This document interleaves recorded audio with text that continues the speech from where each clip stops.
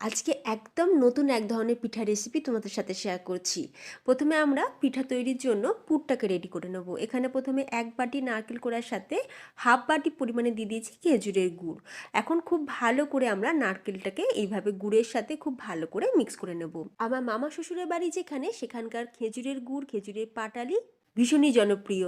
আর আমি সেই ফ্রেশ খেজুরের গুড় দিয়ে আজকে পিঠাটা তৈরি করছি। ঘর একদম মম করছে খেজুরের গুড়ের গন্ধে। তোমরাও যদি একদম অরিজিনাল ফ্রেশ আর পিওর খেজুরের গুড়টা পেতে চাও, তাহলে হোয়াটসঅ্যাপ নাম্বার দেওয়া রইলো, তোমরা সেখানে যোগাযোগ করে নিতে পারো।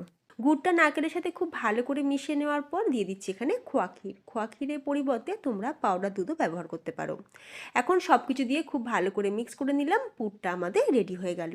পুর অন্যদিকে গ্যাসের উপর একটা সসপ্যানে দিয়ে দিলাম 2 কাপ জল। তাতে অল্প সামান্য লবণ দিয়ে জলটাকে ভালো করে গরম করে নেব।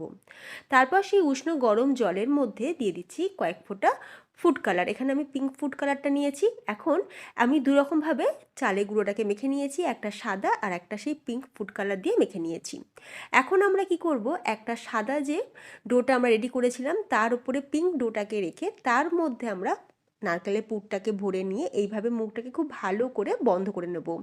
খুব ভালো করে বন্ধ করে নিয়ে এইভাবে হাতের সাহায্যে আমরা এটাকে ঠিক মূলোর মতন করে শেপ দেবো।